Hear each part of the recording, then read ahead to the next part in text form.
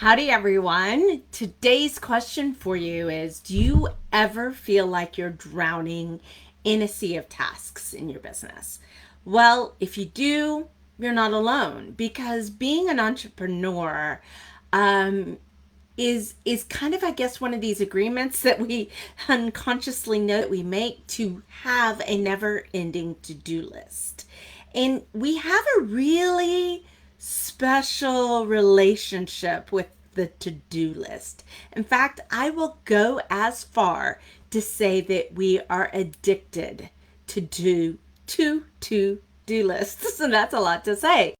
Well, that's what we're talking about today, guys. We're going to talk about how do you really increase your productivity, get more done, but interestingly, dump the to-do list.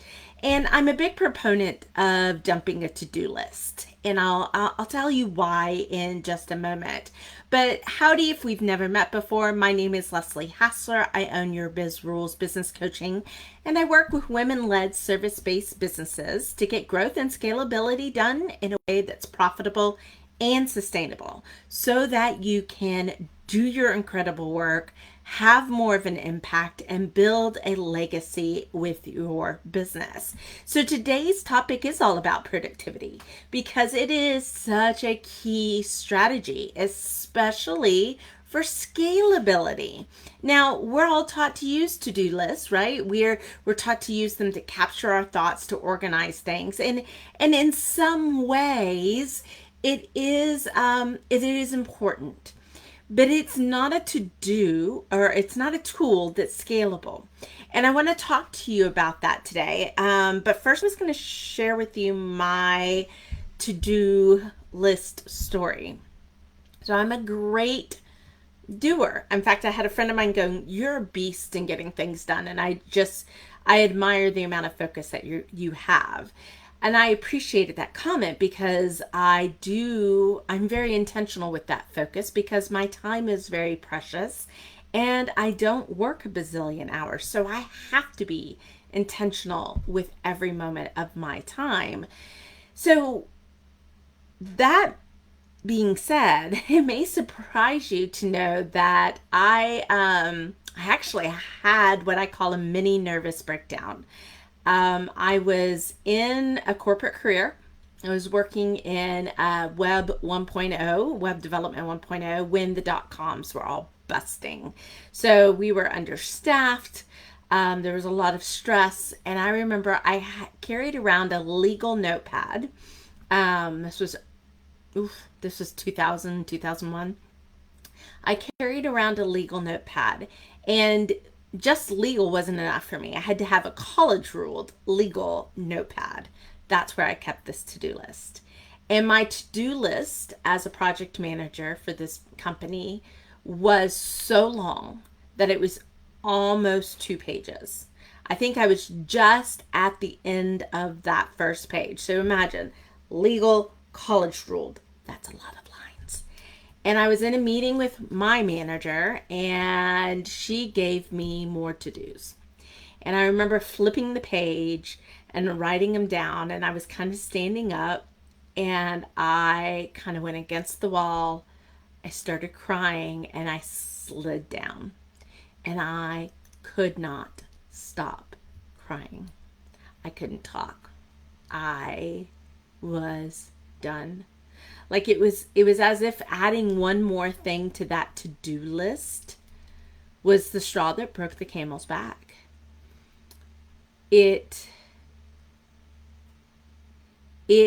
That moment for me, actually, unbeknownst, was the moment that I left the corporate world. My manager had to drive me home because I could not hold it together enough to drive myself home. And I remember my director called and he's like, "Take a few days. Don't worry about it. Just, take a few days." And so I took those few days to figure out how I could quit my job. I mapped out a plan to quitting my job.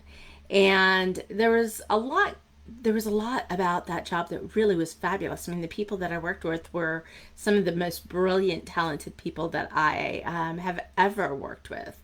But there was something toxic about that relationship with the to-do list that just had me crack. And so I kind of say that's the moment that I left the corporate world, was when I couldn't feel like I could do enough. Now it's strange, I was out of golly gravy. So that was 7 years before I opened up my first business. And in my business, I don't know if you're like this. Like, I actually kind of like the checking off. Like, I get off on that. That's a dopamine high for me. You're like, woohoo, I checked it off the list. I scratched it off, right? That's the addictive part. That's the payoff for us to having the to-do list. The problem with the to-do list, and I mentioned this before, is it's not really scalable. Because if you were to physically write down everything you do as an entrepreneur and everything you have yet to do as an entrepreneur, it is a voluminous type of a thing. And it's really kind of crazy because every time you cross something off the list, something new comes on the list. So it's never ending. So that tool that we used to use to feel like we're accomplishing things actually becomes a tool that can have us create stress for us, have us feeling overwhelmed, actually have us feeling unaccomplished and unsuccessful in our business. So I really do want to suggest to you that you actually dump the to-do list, especially if you're at that point in time to where you're looking at scalability. Here's a couple of reasons why.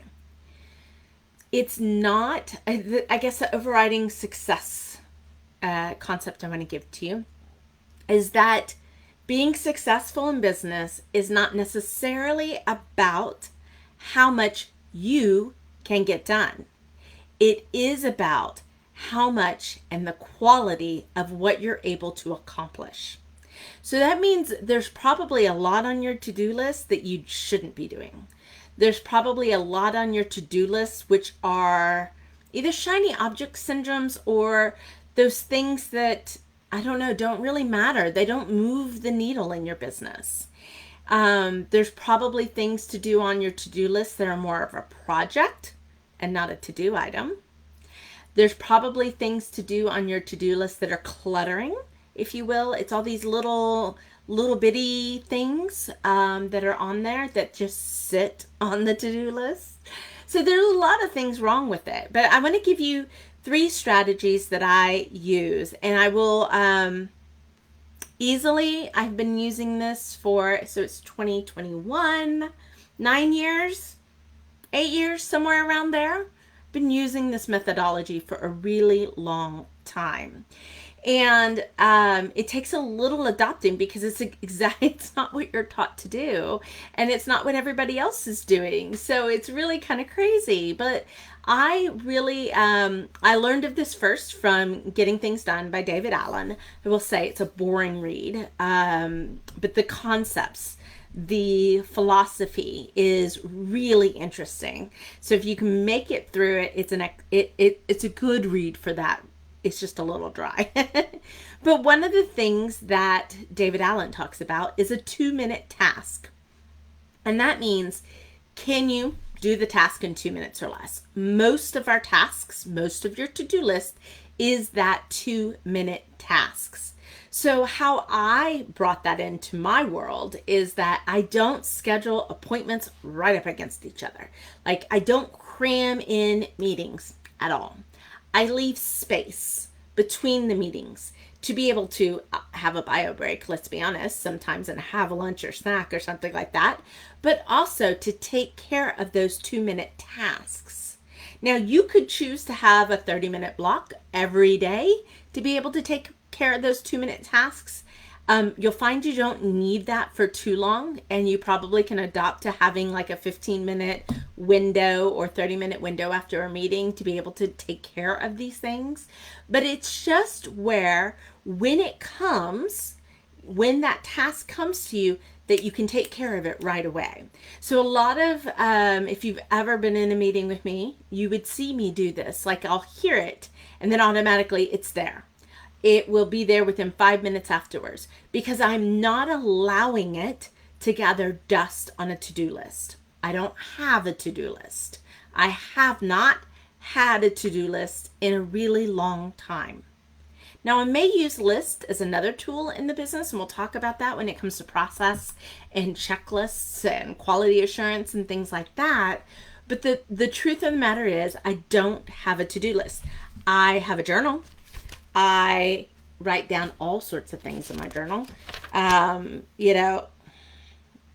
Usually I'm like looking at it. It's usually more important information. Like I just need to remember how much and when and what's a date or something like that. But it's not really meant to be my to-do list.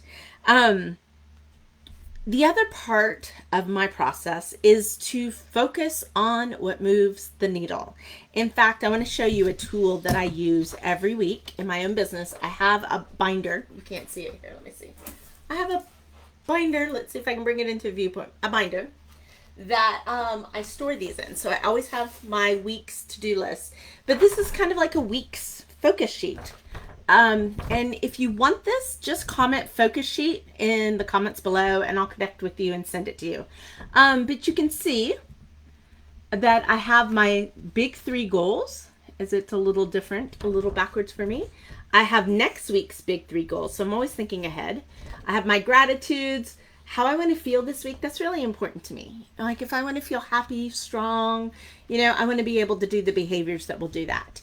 And then you'll see I have a little spot so you can fill in your date. And I have 3 categories: eat the frog, money making, and if time exists. So sometimes all I have is an eat the frog. And eat the frog is one of those things that moves the needle, but maybe it's not something I'm thoroughly excited about. So we do it first. We eat the frog. That's a Jim Rohn kind of phrase out there. And then the next one's money making. So I'm always thinking about what is driving my business, what is producing income, and getting that done next or first. Sometimes that's the only category that I have. And then I have if time exists. I will tell you that there are 7 spots on this. So here's kind of this little trick. Sometimes I play with my habits and what I know might be a difficult habit to change. So I have 7. Oh, do you see my little boxes to check off? Chink. Because I'm with you. I love to check things off. I have 7. Sometimes I use all 7. Sometimes I use 2. And if it doesn't happen here, it rolls to here. And then it rolls to here. And then there's more, right? The second half of the week is over there. I'm going to have to rename my last column because I do a lot of typically service work and volunteer work. So I put that on there as well. But it's just, this focus sheet just says, okay, we're just taking a look at this week. Like I am much more interested in planning my week and accomplishing things during the week than I am about the individual to-do items. And so it's a little interesting, like when you start to get yourself out of the weeds, you start to look at the bigger picture items, and that's what this focus sheet really helps you do, is look at the bigger picture items. So if you want that tool, like I said, if you're watching this, just put a comment and say focus sheet, and I will send this to you and you can kind of play with it. But I think also what you need to realize is that while your to-do list may have helped you in the early stages of your business, it is not truly going to be what drives your business forward as you continue your growth and scalability. So you will be amazed that by having less on your to-do list, you'll actually get more done. And when you get more done, you actually get better results in your business. So that's it for today, guys. I hope you're doing well. Let me know what your thoughts are. If you've enjoyed this, please let me know. Like, share, comment. That's how we know we're doing a really great job here. And if I can help you on your growth and scalability journey, please feel free to let me know. I'm more than happy to see how. All right, that's it for today, guys. Have a great week.